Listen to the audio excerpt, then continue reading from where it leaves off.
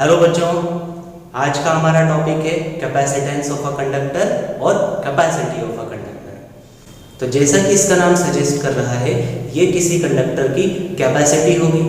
और कैपेसिटी का मतलब क्या है? मान लेते हैं कि हमारे पास एक पानी की बोतल है, तो उसके अंदर एक लिमिटेड अमाउंट ऑफ वाटर को आप स्टोर कर सकते हो, तो वो उस बोतल की कैपेसिटी होती है, जैसे कि 200 ml, 500 ml और 1 लीटर। वैसे ही हर कंडक्टर के अंदर चार्ज भी एक लिमिटेड अमाउंट में स्टोर किया जा सकता है और उसे कहते हैं उस कंडक्टर का कैपेसिटेंस। जैसे कि हम किसी ग्लास की रॉड को सिल्क से रब करते हैं तो उसके अंदर चार्ज आ जाता है, जिसके कारण वो पेपर के छोटे छोटे पीसेस को कुछ डिस्टेंस से अट्रैक्ट करने लगता है। लेकिन आपने क्या किया, उसको काफ़ी देर तक रब करते रहे और आपने सोचा कि अब मैं इतने डिस्टेंस से पेपर को अट्रैक्ट करूँगा, और ऐसा नहीं हुआ। और ऐसा क्यों नहीं हुआ? क्योंकि इस कंडक्टर का कैपेसिटेंस लिमिटेड है, जिसे हम कहते हैं इसका कैपेसिटी। तो हम इसे एक एग्जाम्पल के थ्रू समझते हैं। मान लेते हैं कि हमारे पास एक चार्ज प्लेट है, इसके पास कोई चार्ज है। अब यदि हम इसके पास एक दूसरी प्लेट लाएं, तो इंडक्शन के कारण इस प्लेट के अंदर कुछ चार्ज स्टोर हो जाएगा। तो हम कहते हैं कि इसमें चार्ज स्टोर हो गया Q।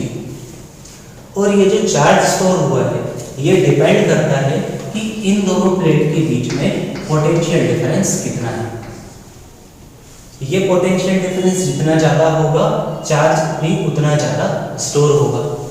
तो हमें पता चला कि charge stored in a conductor is directly proportional to potential difference across the plate। तो जब हम ये प्रोपोर्शनल हटाएंगे तो हमें कांस्टेंट लेंगे, तो हम लेंगे Q is equals to CV, where C is a constant called capacitance। इसी को हम कैपेसिटेंस कहते हैं। तो इससे हमें C का वैल्यू मिल जाएगा, C is equals to Q upon। फिर इसका यूनिट क्या होता है? तो सबसे पहले हम देखते हैं SI यूनिट। तो SI यूनिट कैपेसिटेंस का होता है 1 फैराड, और चार्ज का SI यूनिट 1 कूलम, पोटेंशियल का SI यूनिट 1 वोल्ट। तो 1 फैराड इज इक्वल्स टू होता है 1 कूलम पर वोल्ट। वैसे ही हम इसकी CGS यूनिट निकाल सकते हैं। तो कैपेसिटेंस का CGS यूनिट होता है 1 स्टैट फैराड, और चार्ज का SI यूनिट चार्ज का CGS यूनिट 1 स्टैट कूलम, और वोल्टेज का CGS यूनिट 1 स्टैट वोल्ट। तो ये इनकी SI और CGS यूनिट हो गई। फिर हम देखते हैं कि इन दोनों के बीच में रिलेशन क्या है। तो relation between 1 farad and 1 stat farad. तो 1 स्टैट फैराड होता है 1 stat coulomb upon 1 stat volt. वैसे ही 1 फैराड इक्वल होता है 1 कूलम अपॉन 1 वोल्ट। लेकिन हमें पता है कि 1 कूलम होता है 3 × 10⁹ stat coulomb, and 1 volt is equals to होता है 1 अपॉन 300 वोल्ट। तो ये दोनों वैल्यूज हम इसमें पुट कर देते हैं, तो हमें मिल जाएगा 1 farad is equals to 1 coulomb 3 × 10⁹ stat coulomb upon 1 volt is equals to 1 upon 300 stat volt. तो 1 फैराड इज इक्वल्स टू हो जाएगा, ये 300 ऊपर चला जाएगा, तो 3 × 300 × 10⁹, और ये state coulomb upon state volt बन जाएगा 1 स्टेट फैराड। इसको लिख सकते हैं स्टैट फैरेड। तो हमें यहाँ से मिलेगा 1 farad is equals to 9 into 10 to the power 9 10 11 10 to the power 11 stat farad. तो ये इसका रिलेशन है। फिर इसके बाद हम देखेंगे कि इसका डायमेंशनल फॉर्मूला क्या होता है, तो इसको नोट कर लीजिए।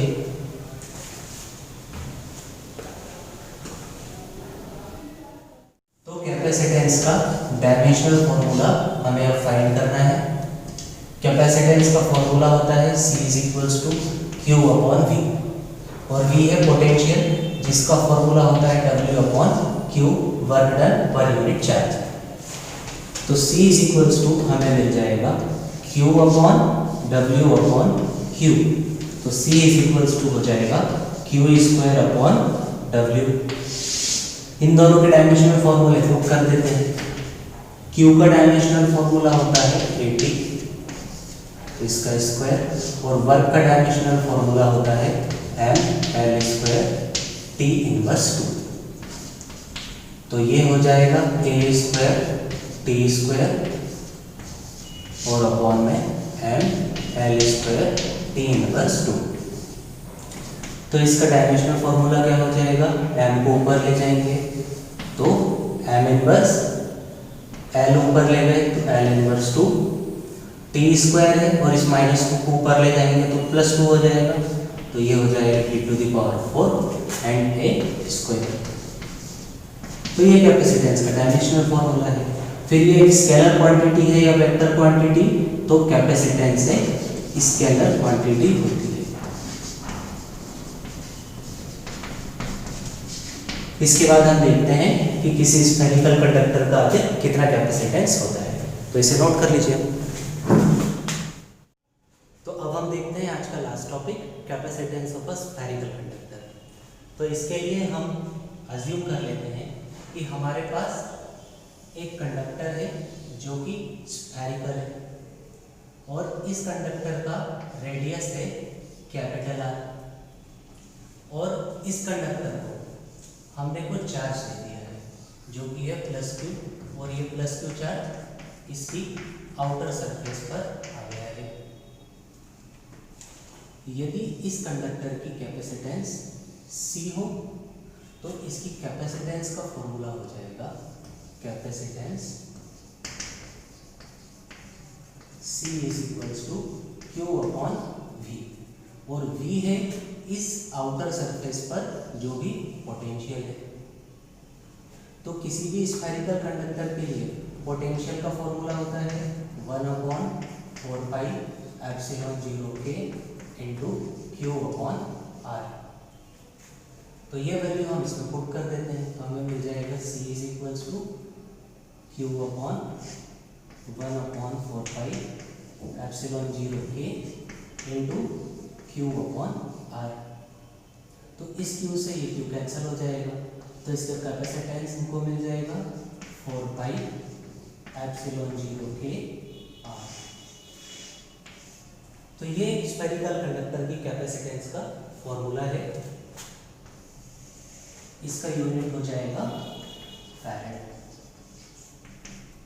फिर इसके बाद हमें समझना होता है कि किसी भी कंडक्टर का जो कैपेसिटेंस होता है ये किन किन फैक्टर्स पर डिपेंड करता है। तो हम देखते हैं factors affecting capacitance of spherical conductor.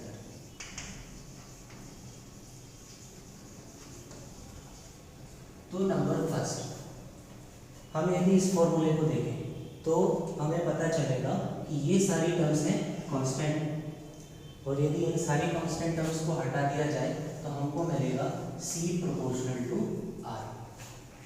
इसका मतलब इस कंडक्टर का यदि आप रेडियस को बढ़ाते जाओगे तो उसका कैपेसिटेंस भी बढ़ता जाएगा।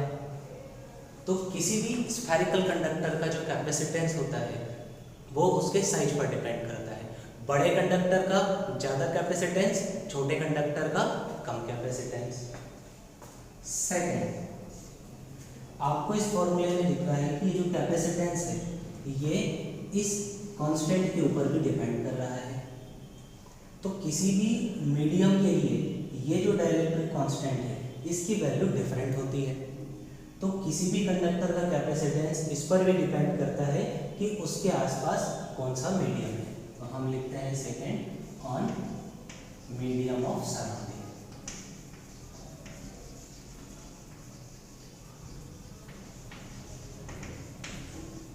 तो यदि किसी भी कंडक्टर के लिए किसी भी मीडियम के लिए एप्सिलॉन 0 k का वैल्यू यदि ज़्यादा होगा तो उसके लिए कैपेसिटेंस भी ज़्यादा होगा, और यदि उसके लिए एप्सिलॉन 0 k का वैल्यू कम होगा तो उसका कैपेसिटेंस भी कम हो जाएगा। फिर थर्ड पॉइंट, हमें ये बात पता है कि हम यदि इस कंडक्टर के पास कोई एक न्यूट्रल कंडक्टर को ले आए तो उससे होगा क्या, इस कंडक्टर का पोटेंशियल कम हो जाएगा, और यदि इस कंडक्टर का पोटेंशियल कम होता है तो कैपेसिटेंस का फॉर्मूला होता है C = Q/V। तो यदि ये कैपेसिटेंस इसका पोटेंशियल कम हो जाएगा तो इसका कैपेसिटेंस बढ़ जाएगा। वैसे ही यदि इसका पोटेंशियल बढ़ा दिया जाए तो कैपेसिटेंस कम हो जाएगा। तो इससे हमें समझ में आता है कि हमारे चार्ज कंडक्टर के पास यदि कोई दूसरा कंडक्टर लाया जाए तो इसका कैपेसिटेंस कम हो जाता है। तो ये 3 फैक्टर हैं मेनली जिसके ऊपर स्फेरिकल कंडक्टर का कैपेसिटेंस डिपेंड करता है। तो इसे नोट कर लीजिए। Thank you.